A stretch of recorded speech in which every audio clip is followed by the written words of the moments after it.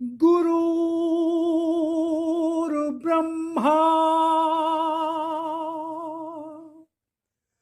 गुरुर्विष्णु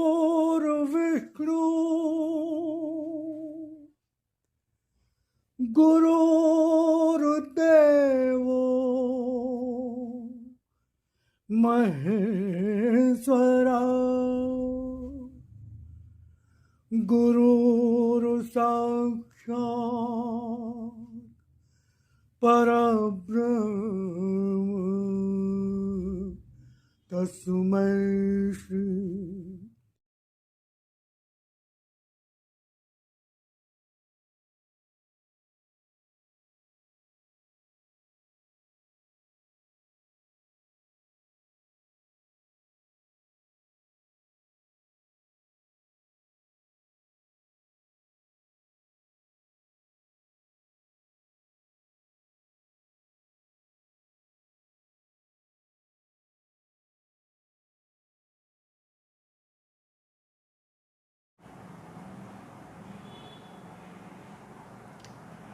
ओम शिवारी जयराम जी की आशा करता हूँ आप सब परिवार सकुशल होंगे। तो आज हम भगवत चर्चा करेंगे। भगवान की वाणी आदेश है ईश्वर का, भाग 1।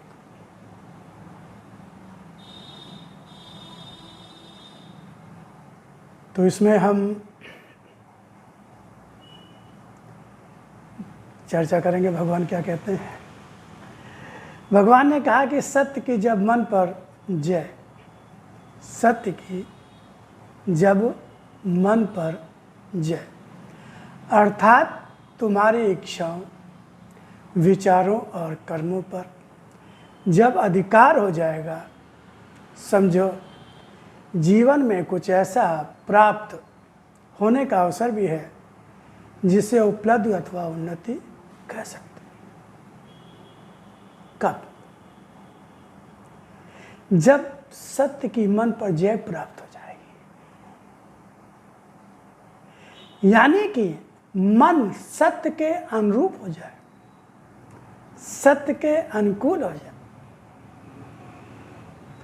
सत्य के अनुसार ही मन अपना काम करेगा, इंद्रियों को प्रेरणा देगा। क्योंकि मन इंद्रियों का राजा है ना, मन इंद्रियों का राजा है। काम, क्रोध, लोभ, मोह, अहंकार आ सकती है। ये सारी चीजें कहाँ रहती हैं? मन में ही तो रहती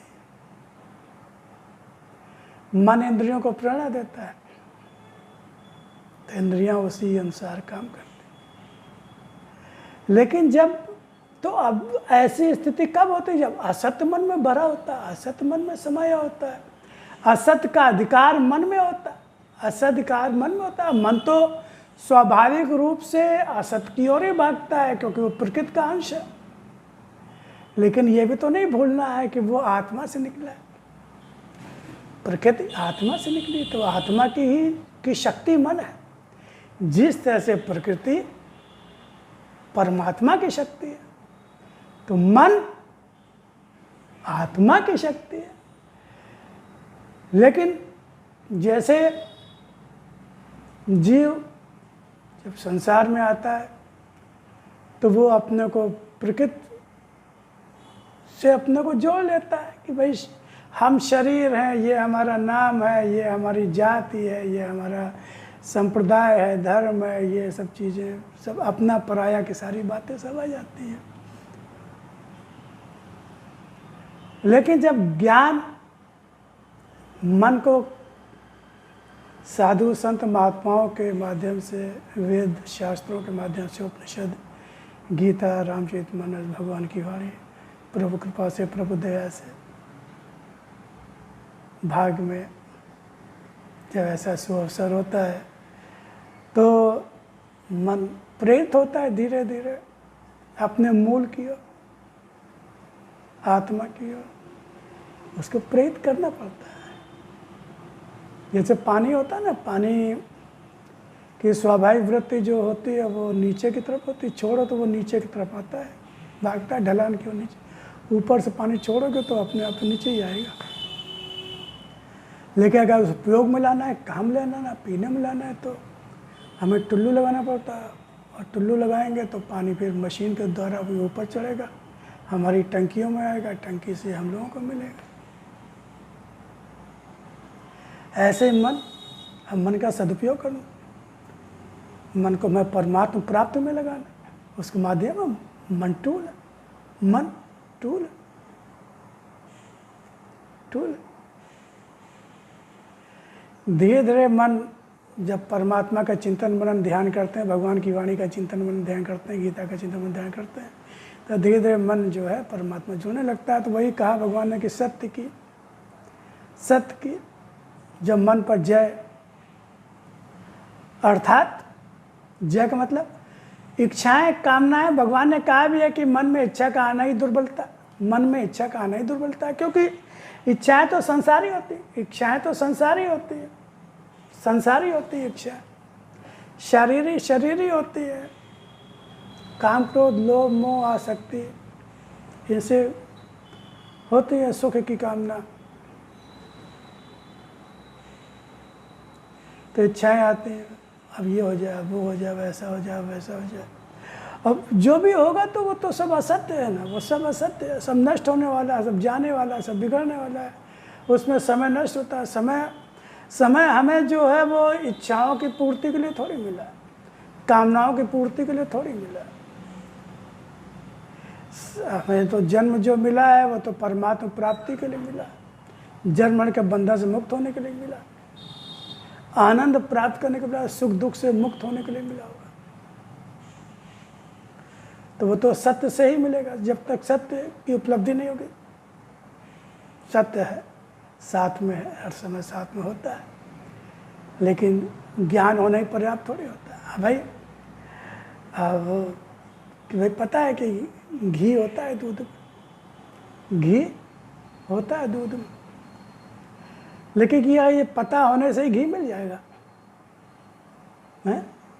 ये तो सबको पता है कि दूध में घी होता है, और हर घर में दूध आता भी है, चाहे गाय भैंस ना भी पली हो तब भी बाहर से लेके आते हैं, लेकिन फिर भी घी तो बाहर से खरीदने जाते हैं, घी तो बाहर से खरीदने जाते हैं। उसके बहुत कारण है, कारण ये भी होता है घी निकालना ही नहीं आता, घी निकालना इतना आसान नहीं होता, प्रक्रिया होती है।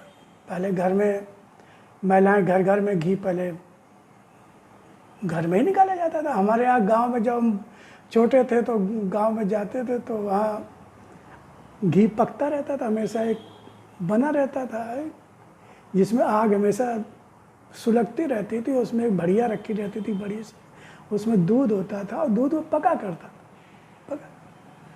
फिर हमारी जो दादी थी, उसको हम लोग अज्जो कहते थे, अज्जो कहते थे। गाँव जाते थे देखते थे तो फिर दूध को भी मथनी से मथना, और फिर उसमें नेनू निकलती है, यानी मक्खन निकलता है, नेनू निकलती है, उसको दूध डालना, फिर उसको पकाना, पकाने के बाद उसमें घी तैयार होता है।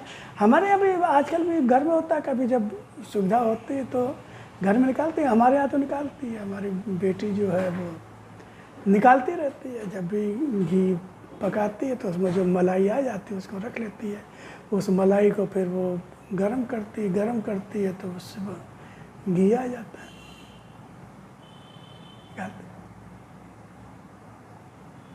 लेकिन उसकी प्रक्रिया है, जब तक प्रक्रिया करेंगे ना, पता होना ही पर्याप्त नहीं होता। ऐसे भगवान है, हम सबके साथ है, हम सबके भीतर अंदर आत्मा रूप में, लेकिन हम लोग उसे पास नहीं पाते कि उसको पाने की प्रक्रिया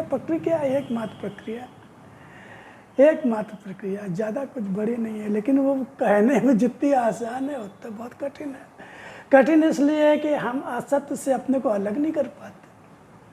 जन्मों का अभ्यास पड़ा हुआ असत्य से जुड़े रहने का, शरीर से जुड़े रहने का, बर्तन नाम है, जाति है, परिवार है, समाज है, खानदान है, अपना पराया, ये सब भरा हुआ है, कई जन्मों का सब हुआ है। तो वो जैसे अब कोई भी बर्तन होता है, जितना ज़्यादा मैला हो जाएगा, उतनी ज़्यादा मेहनत भी पड़ेगी, उतना ज़्यादा समय भी लगेगा, उतना ज़्यादा उसमें जो है सही चीज़ें सब लगती हैं। रोज़ किसी बर्तन को हम रोज़ धोते रहते हैं तो उसको भी ज़्यादा मेहनत नहीं पड़ती, उसको पानी से भी खंगाल देंगे तो साफ़ हो जाएगा। लेकिन अगर वो बहुत समय तक हमने उसको साफ ही नहीं किया है, तो जितना समय तक हमने उसको साफ नहीं किया है, तो फिर जब उसको साफ करेंगे तो उतनी ज़्यादा मेहनत पड़ेगी, समय भी लगेगा, सामग्री भी लगेगी, और उसमें उसका कुछ नुकसान भी होता है। एक कपड़ा है तो बहुत ज़्यादा गंदा हो जाएगा तो रगड़ रगड़ के भट्टी में ये तो कमज़ोर भी होता है, कहीं फट भी जाता है। और रोज़ धो तो इतनी मेहनत भी नहीं पड़ेगी, कपड़ा भी सही रहेगा। ऐसे ही जो है भगवान ने कहा कि जब चिंतन मनन ध्यान निरंतर हम करते रहते हैं, लगातार करते रहते हैं, तो मन फिर आसानी से लगने लगता है। लेकिन अब पूरे जिंदगी पूरे जीवन तो हमने संसार ही संसार रटा है, और कहते भी अरे बुढ़ापे में देखा जाएगा, अभी क्या, अभी उम्र क्या, अभी तो खाने कमाने की उम्र है। एक से ऐसे ही चर्चा चली, हमने कहा जरा देखा करो,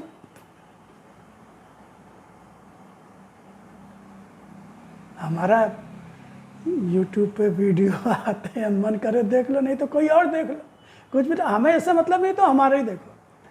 हाँ, हमारा, आप तो आपका कल्याण हो, आपका भला हो, आप सारे काम करो दुनिया के। भक्ति का मतलब ये थोड़ी होता है कि काम धंधा व्यापार बिजनेस नौकरी चाकरी छोड़ के बैठ जाना है, ऐसा थोड़ी होता है।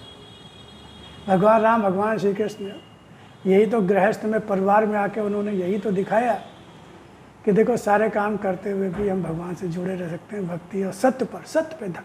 भक्ति क्या है? सत्य धर्म पे अडिग रहना, अटल रहना, अटल सत्य धर्म के प्रति। सारे काम किए ना उन्होंने, कोई काम छोड़ा क्या? राज्य भी किया, अपने परिवार के प्रति जो कर्तव्य था उनका पालन भी किया, और साथ में सत्य का पालन भी किया, धर्म का ही पालन किया, सारा सब कुछ किया कि नहीं किया? यही तो पूजा है, यही तो भक्ति। और भक्ति और क्या? भक्ति ये थोड़ी है कि खाली कहीं बैठ जाएं और बस सारे काम धंधे छोड़ दें और दिन भर जो है 24 घंटे राम राम राम राम करते। पहली बात तो करता नहीं कोई राम राम 24 घंटे, वो सब मैक्सिमम लोग तो पाखंड हो जाता है, दिखावा हो जाता है, काम चोरी हो जाती, बचत हो जाती है, बिल्ले हो। अब ये नहीं कहता कि सारे के सारे बिल्ले होंगे, लेकिन वो फिर नज़र आते हैं, समझ में आते हैं। जो 24 घंटे राम राम करता है, सारे काम धंधा छोड़ कर भी करता है, वो भी अलग हो जाता है। फिर वो इस बात की चिंता भी नहीं करता उसके पास रुपया पैसा है कि नहीं, धन दौलत है भी कि नहीं, मकान दुकान है भी कि नहीं, बिजनेस चल रहा है कि नहीं चल रहा, नौकरी है, उसकी भी चिंता भी नहीं करता। अगर वाकई वो 24 घंटे राम राम करता है तो सारे काम धंधे छोड़ कर भी करता है तो उसे चिंता भी नहीं होती, चिंता भी नहीं होती उससे। लेकिन जो लोग पाखंड करते हैं, काम चोरी करते हैं, काम से जान बचा के जिम्मेदारियों से बचने के लिए जो है ये बाना पहन लेते हैं और राम राम राम राम करते रहते हैं, तो वो भी समझ में आ जाते हैं, उनके कार्य आचरण व्यवहार समझ में आता है। करना कुछ नहीं कि चाहिए सब कुछ, करना कुछ नहीं चाहिए सब कुछ, बढ़िया खाने को भी मिले, बढ़िया पहनने को भी मिले, कभी ऐसी की हवा मिले, ये मिले, वो मिले, समझ में आता है। तो सत्य की जब मन पर जय अर्थात तुम्हारी इच्छाओं विचारों कर्मों पर जब अधिकार हो जाएगा, किसका हो जाएगा? सत्य का अधिकार हो जाएगा, सत्य का अधिकार हो जाएगा। वहाँ पे अपना कर्म स्वतंत्र हम भगवान को वो सौंप देते। भगवान को जो आपकी इच्छा, जो आप ठीक समझो वो जीवन में करो, आप जो चाहो दो, जो चाहे लो। जब अधिकार हो जाएगा सत्य का, मन पर अधिकार हो जाएगा, जय हो जाएगी, अर्थात तुम्हारी इच्छाओं विचारों कर्मों जब अधिकार हो जाएगा, कुछ भी ऐसा मन में विचार नहीं आएगा, कोई ऐसे कर्म नहीं होंगे, कोई ऐसी इच्छाएं नहीं होंगी जो भगवत इच्छा के विरुद्ध हो, जो सत्य और धर्म के विरुद्ध हो, जो मानवता के प्रतिकूल हो, किसी को दुख देता हो, किसी के अधिकारों का हनन करता हो, तो तब समझो जब ऐसा जीवन हो जाए, सत्य का कंट्रोल हो जाए, जीवन कुछ ऐसा प्राप्त होने का अवसर भी, तब समझो कि जीवन में कुछ ऐसा प्राप्त होने का अवसर भी है जिसे उपलब्धि अथवा उन्नति कह सकते, जिसे उपलब्धि अथवा उन्नति कह सकते। ये उपलब्धि, ये उन्नति है। आध्यात्मिक उपलब्धि सांसारिक उपलब्धि में अंतर होता है। आध्यात्मिक उपलब्धि और सांसारिक उपलब्धि में अंतर होता है। अध्यात्म में सांसारिक उपलब्धियों का कोई महत्व नहीं होता है, खास का कोई महत्व नहीं होता। अध्यात्म में सांसारिक उपलब्धियों का कोई महत्व होता ही नहीं। वहाँ इससे कोई मतलब नहीं है कि आप कितने बड़े अधिकारी हो, कितने बड़े मंत्री हो, कितने लाखों लोग आपके पीछे भाग रहे हैं, आप कितने सुंदर दिखते हैं, कितने लंबे चौड़े दिखते हैं, कितने ताकतवर दिखते हैं, कितना बड़ा परिवार है, कितना रुपया पैसा है, धन दौलत है, प्रभावशाली, इससे कोई मतलब नहीं है। अगर उसमें मानवता इंसानियत नहीं है, अपने पराये की भावना है, लोगों पर दुर्भावना है, स्वार्थ में अंधा है, लोभी है, लालची है, तो अध्यात्म से कोई वैल्यू, वो जीरो है, वो जीरो। और ऐसा व्यक्ति जिसके पास मुश्किल से वो 2 टाइम खाने को हो, अपना मकान ना हो, लड़के बच्चों को ठीक है, कोशिश की नहीं ठीक हो पाए, लेकिन अगर वो उसमें मानवता है, उसमें इंसानियत है, उसमें परोपकार है, वो निष्प्रह है, वो विरक्त है, वो अनासक्त है,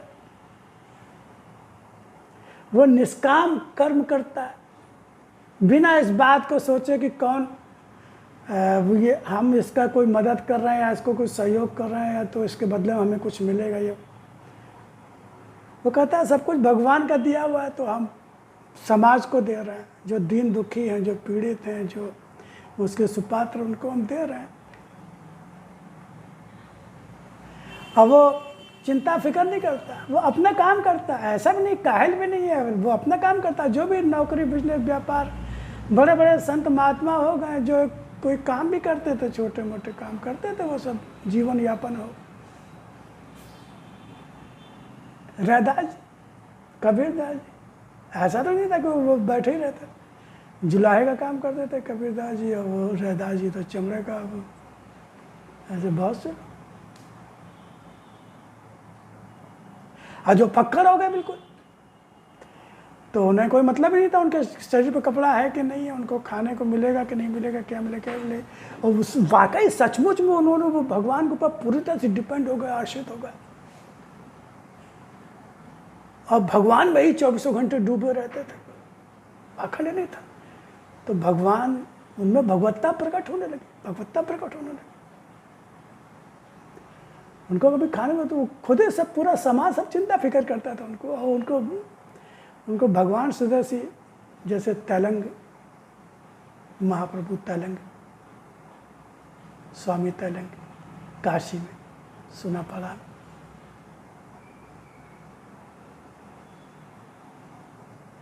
वो सच्ची मस्ती थी, वो दिखावे की मस्ती नहीं थी। वो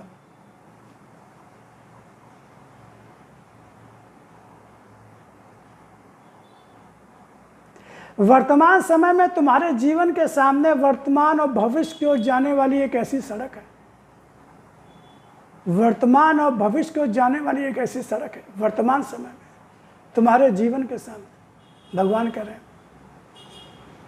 देखो समझो, वर्तमान समय में तुम्हारे जीवन के सामने, अर्थात वर्तमान और भविष्य में की ओर जाने वाली, वर्तमान और भविष्य की ओर जाने वाली एक ऐसी सड़क है।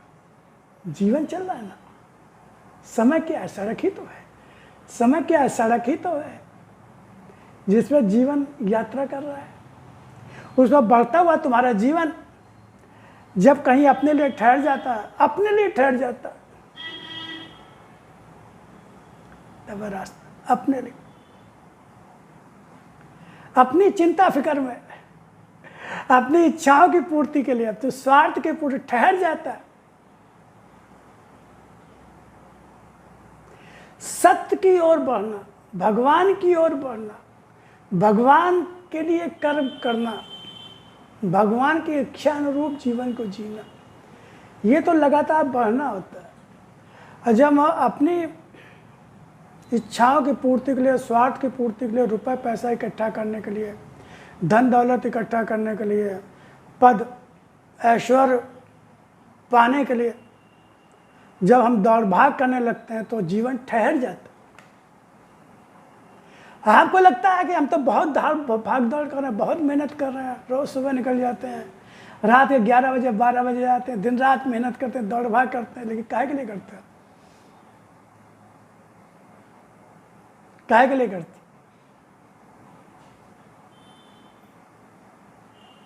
असत्य के लिए। रुपया पैसा धन दौलत ये वो सब कुछ असत्य ही तो है। संपत्ति ऐश्वर्य असत्य ही तो, क्योंकि मिलते ही घटनी शुरू हो जाती है। हो जाती कि नहीं, घटनी शुरू हो जाती है, मिटनी शुरू हो जाती है, जानी शुरू हो जाती है। रुपया पैसा जितना भी कमा लो वो घटता ही रहता, घटता ही रहता। तभी तो उसको पूरा करते हैं। आज मान लो 10,000 कमा लिया,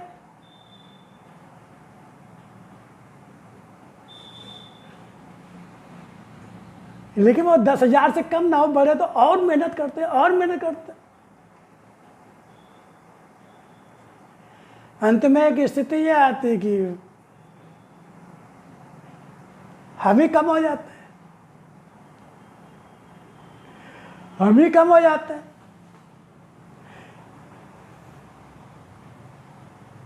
क्योंकि पैसा तो किसी न किसी रूप में खर्चा होता ही रहता है, होता ही रहता है। चाहे जितना करोड़ अरबों खरबों कितना भी हो, खर्चा होता ही रहता है। उसकी प्रकृति है खर्च होना, वो टिकेगा नहीं, रुकेगा नहीं, कितना भी रुका।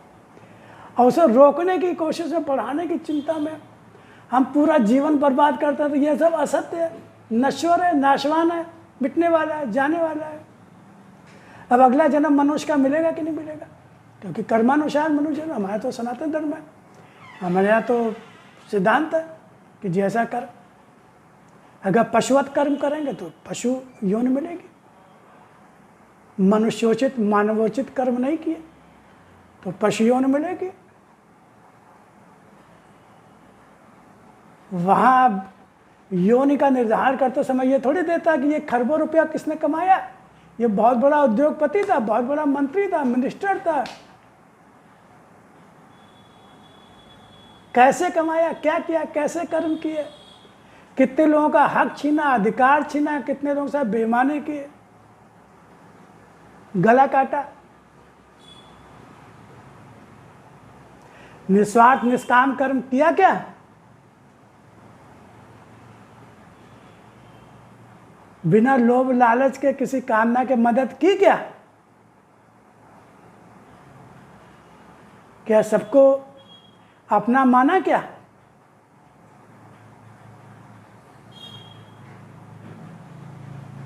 क्या भगवान ने रुपया पैसा कमाने के लिए भेजा था क्या? है? भगवान ने रुपया पैसा कमाने के लिए भेजा था क्या?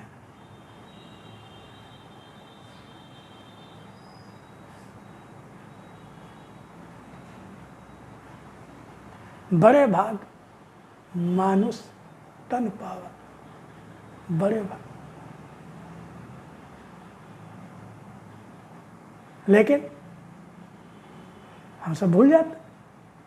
माँ के गर्भ में होते तो रोते हैं, चिल्लाते हैं, भगवान अब निकालो, अब निकालो। अब ऐसा कभी कर्म नहीं करेंगे कि माँ के गर्भ में दोबारा आना पड़े। बहुत तकलीफ, भयंकर तकलीफ होती है माँ के गर्भ में, उल्टा लटका होता है, भयंकर गर्मी होती है, बहुत दुर्गंध होती है। माँ जो भी खाती है, तीखा तीखा, मिर्च मसाला, खटाई, वो सबकी जलन पीड़ा सब होती है उसको। भगवान से प्रार्थना करता है अब कभी ऐसा नहीं करेंगे प्रभु, निकालो निकालो। लेकिन जहाँ बाहर आता रोता हुआ आता है। रोता हुआ क्यों आता? क्यों आता? जब भगवान प्रकट हुए माँ कौशल्या के गर्भ से, गर्भ प्रकट हुआ तो चतुर्भुज रूप दिखाया, तो माँ तो मोहित हो गई, ध्यान में जाने लगी। तो भगवान ने सोचा ये ध्यान में चली जाएगी तो मेरा लालन पालन कौन करेगा? तुरंत शिशु रूप में आ गया।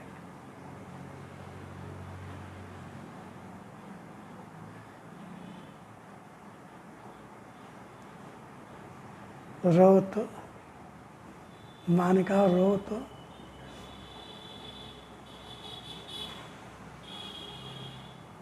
कहते मैं क्यों रहूं? मैं तो लोगों का रोना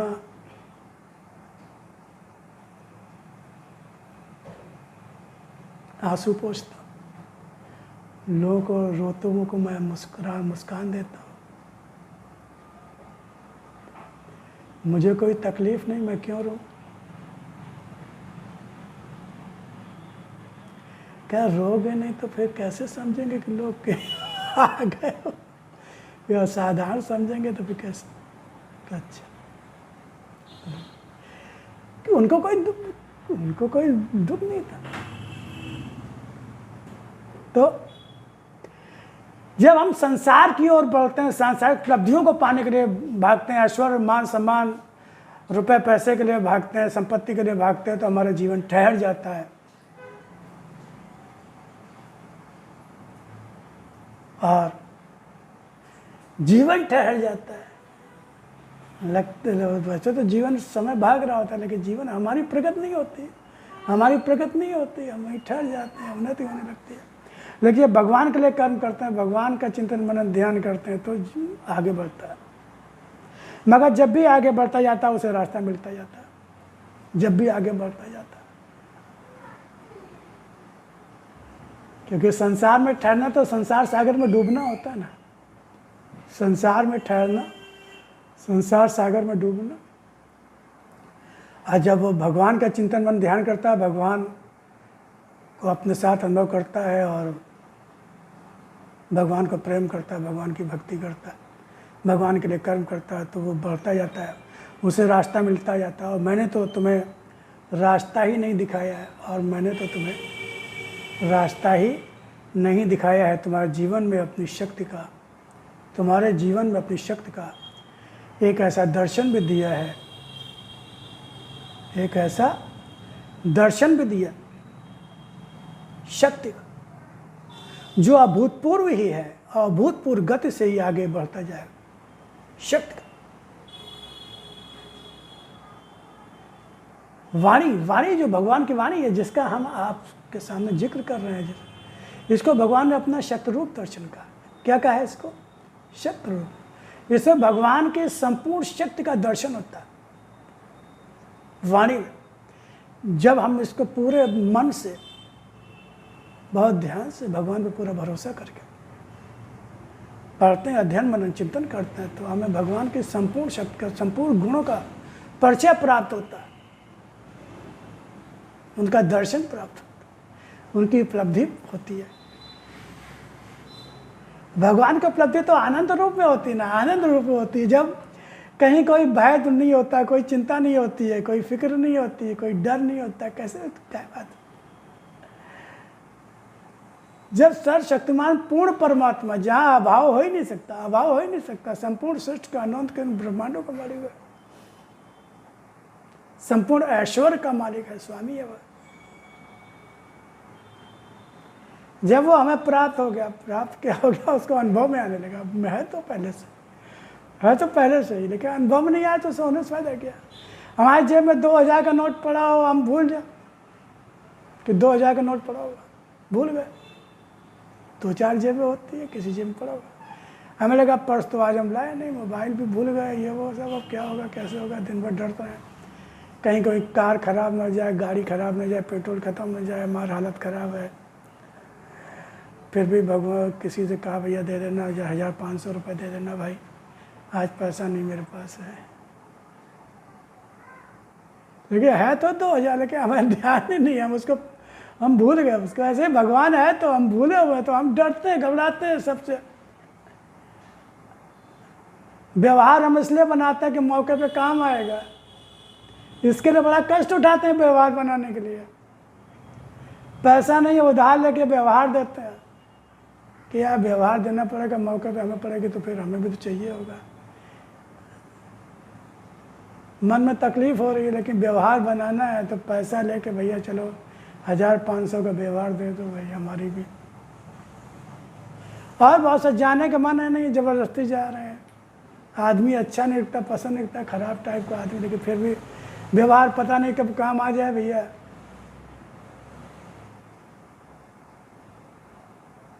मनाते कि नहीं मनाते हैं? अगर भगवान से व्यवहार बना लो तो,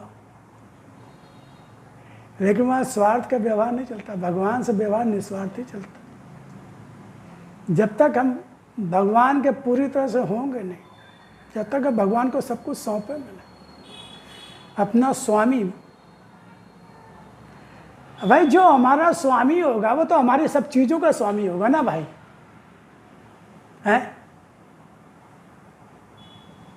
होगा कि नहीं होगा?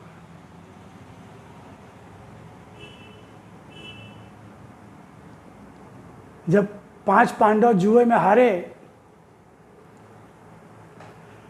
तो युधिष्ठिर सबको हारते। अब जो भाई हारता जाए वो अपना मुकुट और अस्त्र शस्त्र ये वो सब कहते सर झुका के बैठो, सर झुका के बैठो।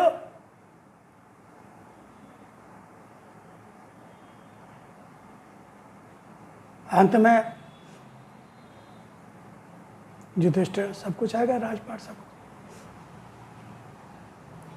अपने को भी हार गए, अपने को भी हार गए। तो कहा द्रौपदी तुम तो दास हो, दास हो। दास का कुछ भी अपना नहीं होता, सब कुछ मालिक का होता है। लेकिन फिर भी चलो द्रौपदी को दांव पे लगाते हो, अगर तुम जीत गए तो जो कुछ तुमने हारा सब वापस हो जाएगा।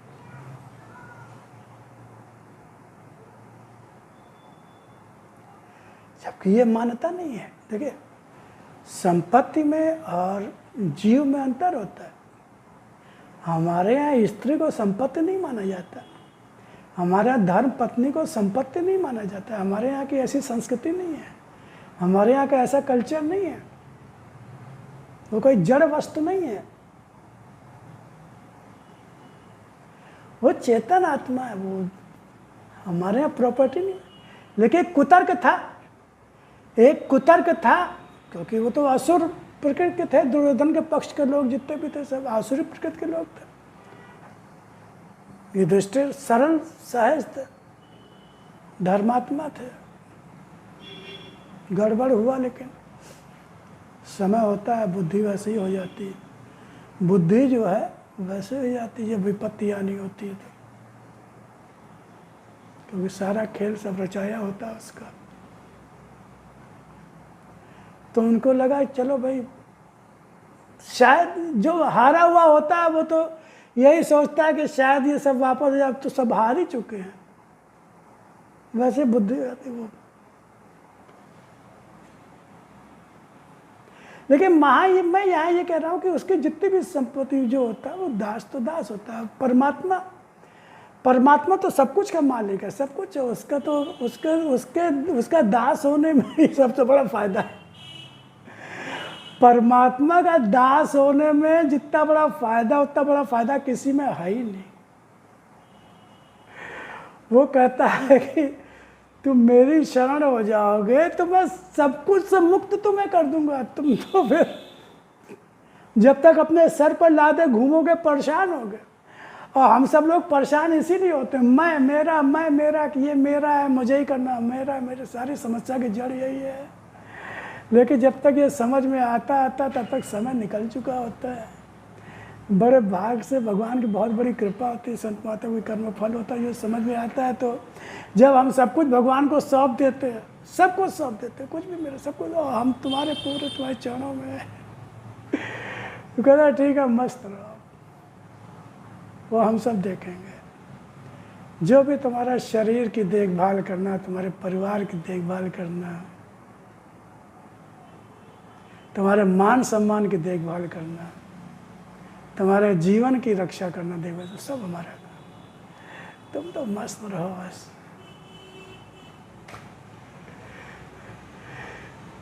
भगवान का दास सबसे बड़ा सुख है, इससे बड़ा कोई सुख नहीं है। और उसको अगर सच हो तो उसको जितना मान सम्मान मिलता है उसे कितने मिलता ही नहीं है संसार में। जितने बड़े बड़े भक्त हो गए, संत महात्मा हो गए, अमर हो गए, हनुमान जी, भाई हनुमान जी अपने को राम का दास कहते थे कि नहीं कहते? कहते थे कि नहीं? तो क्या वो छोटे हुए क्या? आज हनुमान जी से बड़ा कोई देवता है क्या? बताओ।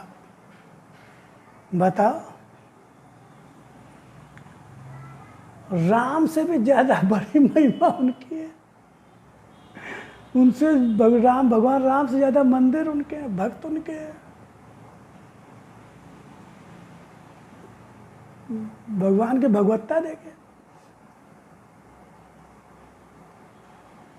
यही तो भगवान की भगवत्ता है कि अपने दास को भी वो अपने से भी ऊंचा पद दे देते।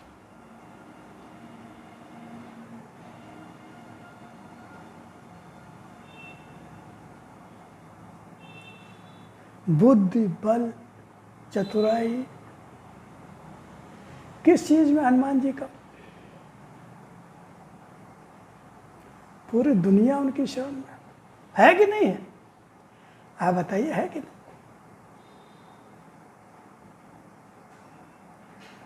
तो जीवन का हर पल तुम्हारी झोली में, जीवन का हर पल तुम्हारी झोली में मेरे प्यार और मेरी कृपा का वरदान पाकर ही, हर पल, जीवन का हर पल तुम्हारी झोली में मेरे प्यार और मेरी कृपा का वरदान बनकर ही भरता जा रहा है। प्यार और कृपा का वरदान हर पल तुम्हारे जीवन का हर पल मेरा प्यार और मेरा वरदान बनकर ही तुम्हारी झोली में बढ़ता जा रहा है। हर दिन हर पल में, हर दिन हर पल में मुझे मेरी शक्ति के उस रूप में देखो जहां जीवन उन्नत के उच्चतम शिखर पर पहुंचने जा रहा है। मेरी शक्ति के उस रूप में देखो हर दिन अपने जीवन में, हर दिन और हर पल में मुझे मेरी शक्ति के उस रूप में देखो। कहाँ देखो? हर दिन में, हर पल में, अपने जीवन में जहां जीवन उन्नत के उच्चतम शिखर पर पहुंचने। भाई हम सारा दिन इतनी मेहनत करते हैं, रुपया पैसा धन दौलत ये सब इसीलिए करते हैं कि खूब मान सम्मान मिले,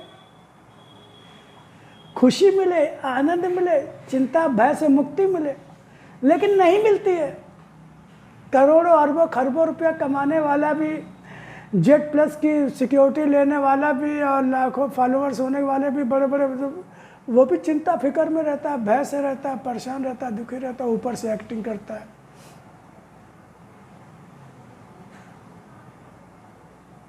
क्यों भाई? लेकिन अगर यहां भगवान को सौंपने से ही ये सब मिल रहा है तो किसमें फायदा भैया? अकलमंदी किसमें? ये बताओ, किसमें अकलमंदी है?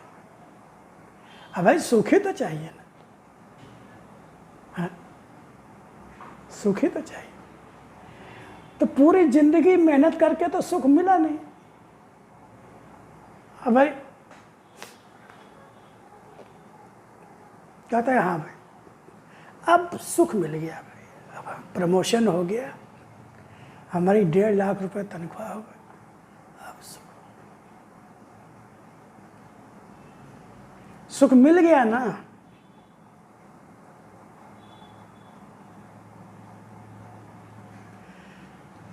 अब दुखी का है? अरे वो मेरे पीछे पड़ा हुआ है, मेरे खिलाफ सबूत इकट्ठा कर रहा है, मुझे फंसा रहा है, फंसा देगा। अरे वो घर में बच्चा बीमार हो गया है, डॉक्टर कह रहा है कि करोड़ों का खर्चा होगा, लाखों का, बच्चे के बचने की उम्मीद नहीं। बहुत से समस्या, आरामी बीमारी, ये भाई सुख आ गया तो अब फिर अब सुखी क्यों नहीं हो? सांसारिक सुख कभी पूरा पड़ ही नहीं सकता, चाहे कुछ भी हो जाए। संसार का कभी भी सांसारिक उपलब्धियों को, सांसारिक इच्छाओं को, रुपए पैसे को, इसको स्वास्थ्य को, इसको लेके कभी आदमी सुखी हो ही नहीं सकता। प्राकृतिक इच्छाएं उपलब्धियां कोई, लेकिन जो भगवान से जुड़ जाता, जो अपने अंदर आत्मा से आत्मिक रूप से जुड़ जाता है, अपने को पहचान लेता है, अपने परमात्मा को पहचान लेता है, जब उससे जुड़ जाता है तो आनंद, ये आंतरिक अवस्था होती है। फिर बाहर के जीवन में हमारे कितना भी आंधी तूफान आए, कुछ भी आए, वो तरंगे होती है समुद्र में, जैसे तरंगे उठती है ना, फिर शांत हो जाती है, लेकिन अंदर से बिल्कुल शांत हो जाती है। जो बड़े बड़े साधु संत महात्मा योगी हुए हैं, जो वो हमेशा आनंद में रहते, मस्त, चाहे वो शरीर में कोई आरामी बीमारी हो, चाहे घर परिवार में कुछ भी अच्छा बुरा हो रहा हो, चाहे वो, क्योंकि वो समझ जाते हैं कि ये सब नाशवान है, ये असत्य है, सब नश्वर है, सब नष्ट होना ही होना है। आज हो, कल हो, परसों, 4 दिन बाद हो, 6 दिन बाद हो, 8 दिन बाद हो, 20 दिन, कुछ। इससे मोह क्या करें, इससे आसक्ति क्या करें? असली आनंद तो परमात्मा, आत्मिक आनंद, ज्ञान। भगवान कहता है वो सब कुछ में मुझे देखता है, सब कुछ को मुझसे वो जोड़ कर देखता है, सब कुछ में मेरी इच्छा देखता है। जब वो सत्य को अपने हृदय में, चित्त में बसा लेता है, यही ज्ञान जब उसे मिल जाता है तो वो आनंद से भर जाता है। सच्चिदानंद, सच्चिदानंद, सच्चित आनंद, सच्चिदानंद। तो उच्चतम शिखर पर पहुंचने जा रहा है। सत्य की शक्ति पर तुम्हारा जीवन आधारित होकर, सत्य की शक्ति पर तुम्हारा जीवन आधारित, सत्य की शक्ति यानी मुझ पर, मुझसे जुड़कर, मुझ पर आधारित होकर, जब असत्य को ही साथ लिए चल रहा था, मुझसे जुड़े भी थे लेकिन असत्य को भी पकड़े हुए थे। जैसे एक होता नहीं है, कोई संपत्ति मिल गई उस टोकरी में रखे हुए, लेकिन रास्ते में फिर कोई चीज़ मिल गई तो वो टोकरी को रखते के लाओ, इसको भी बटोर दो, लाओ इसको भी बटोर दो। मुझसे भी जोड़े हुए, और संसार की भी इच्छा कर रहा है, संसार की भी कामना कर रहा है, संसार से भी आसक्ति मोह है।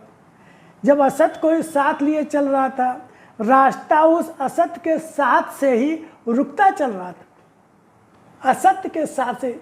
इसीलिए भगवान ने कहा जब तुम असत्य की प्राप्ति कर संपत्ति, तो जीवन तुम्हारा रुक जाता है, ठहर जाता है। तुम मेरी भक्ति तो करते हो, मेरा नाम तो लेते हो, मुझे चाहते हो तो, लेकिन तुम संसार को भी चाहते हो, संसार से भी आसक्ति है, संसार का भी मोह है।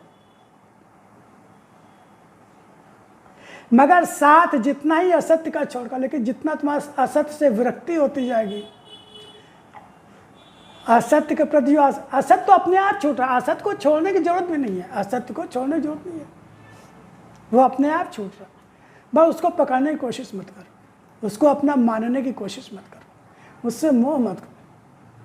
मन रे तू काहे न धीर धरे, जे निर्मोही मोहन जाने, तिन का मोह करे। मन रे तू काहे न धीर धरे, ये निर्मोही मोहन जाने, तिनका मोह करे। मन रे तू काहे न धीर धरे, जीवन की इस चढ़ते ढलते धूप को किसने बांधा, जीवन की इस चढ़ती ढलती धूप को किसने बांधा। जो संपत्ति आ रही है, जा रही है, सुख दुख आ रहा है, जा रहा है, अच्छा बुरा अनुकूल प्रतिकूल जो आ रहा है, जा रहा है, जवानी बुढ़ापा, किसने बांधा है? जीवन के इस चढ़ते ढलते धूप को किसने बांधा, काहे ये जतन करे। हम लोग बड़ी कोशिश करते हैं, बड़ी मेहनत कर रहे हैं, शरीर सुंदर बना रहा है, ये क्रीम लगाओ, वो क्रीम लगाओ, ये शैम्पू लगाओ, वो शैम्पू लगाओ, मसाज कराओ, ये कराओ, वो कराओ, बालों में खूब मार ढेर सारा, बहुत मेहनत कर, बहुत शरीर को बनाए रखने के लिए एक्सेसिव जिम करते हैं, एक्सेसिव जिम करते हैं, शरीर वैसे ही स्लिम एंड ट्रिम बना रहा है। मेहनत झेल पा रहा है कि नहीं झेल? काहे ये जतन करे मन रे, तो काहे धीर धरे, जीने रे मोही मोह जाने, तिनका मोह करे। तो वही भगवान कह रहा कि असत्य को पकड़ने की जरूरत नहीं है, असत्य तो अपने आप जा रहा है, उसको छोड़ने की जरूरत नहीं, वो अपने आप छूट रहा है। काहे ये जतन करे, अरे पकड़ने की कोशिश क्यों कर रहा है, छोड़ने की भी कोशिश क्यों कर रहा है। निष्प्रह हो जाओ, निष्प्रह हो जाओ, दृष्टा बन जाओ, दृष्टा, दृष्टा भाव, दृष्टा भाव। आत्मा कुछ करती नहीं है, लेकिन आत्मा के बिना कुछ होता भी नहीं है, अक्रिय, वो सब देखती रहती, वो सब देखती, सब नोट करती रहती है, क्या मन में चल रहा है, तब में चल रहा है, सब नोट, वह दृष्टा बनी रहती है। वही चित्रगुप्त है, चित्र अंकित होता रहता है। हमारे जो कर्माणु हैं वो सब चित्र में, हमारा जो अंतःकरण है उसमें चिपकता रहता, चित्रगुप्त, वही चित्रगुप्त। तो काहे ये जतन कर, भगवान ने कहा तो मस्त, न छोड़ो न पकड़ो, कुछ नहीं करो, न छोड़ो न पकड़ो, कुछ करो ही नहीं। भगवान सब हो रहा है, सब हो रहा है। इंद्रियां कहते हैं सत रजतम अपने अपने गुणों में बरत रहे हैं, सात्विक रासिक तामसिक, ये गुण है इनकी, अपने अपने गुणों में स्वाभाविक बरतेंगे। प्रकृति वो अपना काम करेगी, इंद्रियां अपना काम करेंगे, कान अपना काम करेंगे, मुख, वाणी और जीवा, नासिका, ये त्वचा, ये सब अपना अपना काम करेंगे। आप जीवा पे आप शक्कर रखोगे तो वो मीठा लगेगा ही लगेगा, कड़वा मिर्चा रखोगे तो कड़वा लगेगा ही लगेगा, आप चाहो ना चाहो।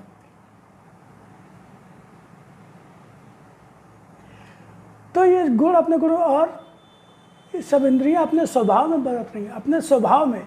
आंखों काम देखना वो देखेंगे देख, कान को सुनना वो सुनेंगे सुनो, वो अपना काम करने दो उनको, आप तो बस दृष्टा बन जाओ बस।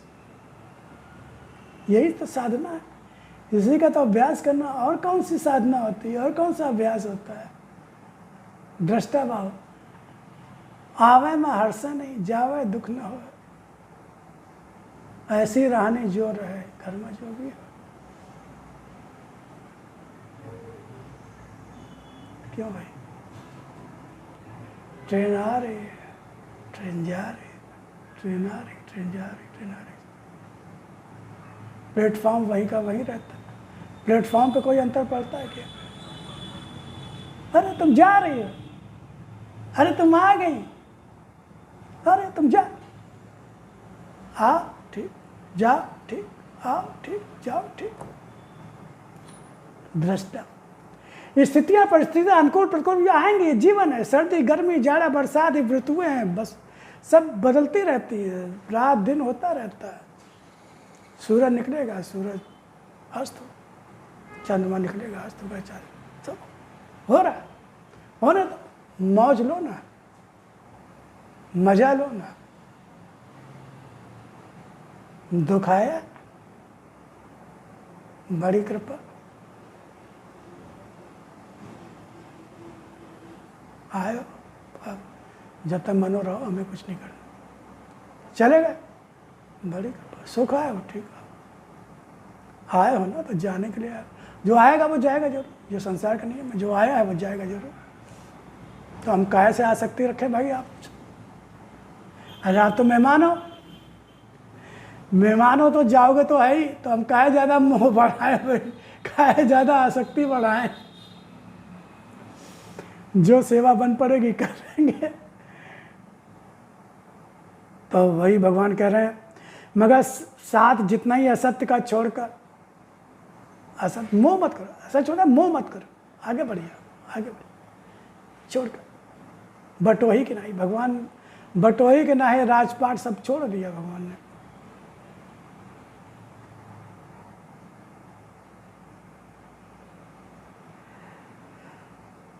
तो जब आगे बढ़ोगी शब्द ये माँ को संबोधित करके भगवान की वाणी भगवान ने बोली, जैसे गीता भगवान ने अर्जुन को संबोधित करके बोला था, ऐसे ही जो भगवान की वाणी है वो परम पूज्य देवी माँ को संबोधित करके भगवान ने कही है हम सबके कल्याण के लिए। तो वो कहा बढ़ोगी, आगे बढ़ोगी, माँ के लिए कहा है आगे बढ़ोगी, कहीं पर अशक्तता या असमर्थता सामने आकर रास्ता नहीं रोकेगी, रास्ता नहीं रोकेगी। जो भी तुम्हारे जीवन में कहीं भी किसी भी रूप में आकर रास्ता रोकने का प्रयत्न करता है, भगवान कह रहे हैं अगर कोई रास्ता रोकना भी चाहेगा, प्रयत्न करता है, तो वह तो अपंगता का ही जीवन जीने को बाध्य हो जाएगा। भगवान के भक्त का रास्ता रोकोगे तो क्या होगा?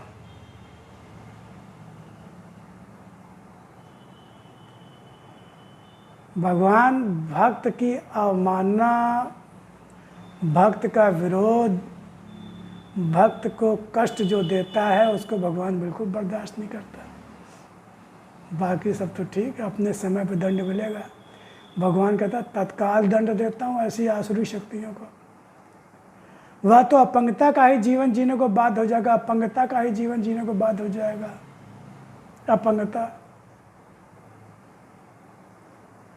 अपंगता का जीवन, ना अपने आप कुछ खा सकेगा, ना उठ सकेगा, ना बैठ सकेगा, ना चढ़ सकेगा, ना कोई चीज़ चावल उठा पड़ेगा, जीवन बोझ बन जाएगी। जो भी जीवन को असत्य देकर चलने का प्रयास करेगा, जो भी जीवन को असत्य देकर चलने का प्रयास, मन को भटकाएगा, तुम्हारे मन को मुझसे दूर करने की कोशिश करेगा, संसार की ओर घसीटेगा, संसारी बातें करेगा, असत्य उसके जीवन पर भी भारी पड़कर जीवन को जीना दूभर कर देगा।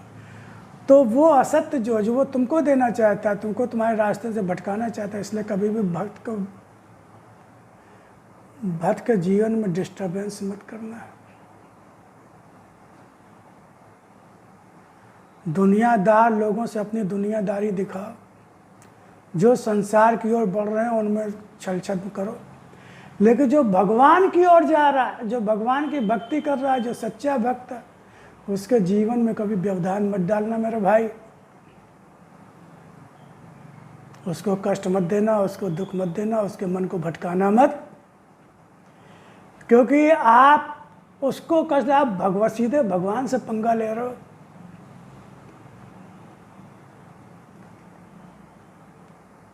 टाटा बिरला का विरोध करके तो बच सकते हो, प्रधानमंत्री मोदी का विरोध करके तो बच सकते हो, लेकिन भक्त का विरोध का, जो सच्चा भक्त है, सच्चे भक्त जो भगवान से जुड़ा हुआ वाकई, उसका विरोध तो तीनों लोकों में कोई तुमको बचा नहीं पाएगा।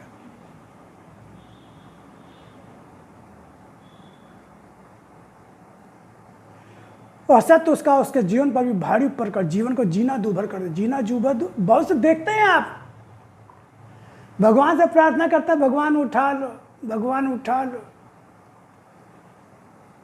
आत्महत्या कर लेते हैं लोग, पागल हो जाते हैं। असत की परछाई भी जहां ना हो, वहां असत का प्रयोग करने की चेष्टा भी उसके ही लिए कष्टों का सृजन करती है।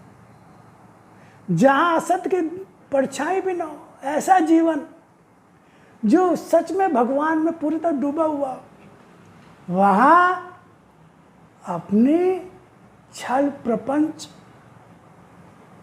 चतुराई, चालाकी, उसके जीवन में कष्ट पहुंचाना, बाधा देना, उसको परेशान करना, दुखी करना, उसके मन को भटकाने की कोशिश कभी ना करना। ये भगवान कह रहे हैं। वहाँ असत्य का प्रयोग करने की चेष्टा भी उसके लिए ही कष्टों का सृजन करती है कष्टों को से। तो आगे फिर हम भगवत चर्चा करेंगे, भगवान की वाणी के किसी अंश को लेकर आएंगे। तब तक आप इसका चिंतन मनन ध्यान करेंगे। जय राम जी की ओम शांति।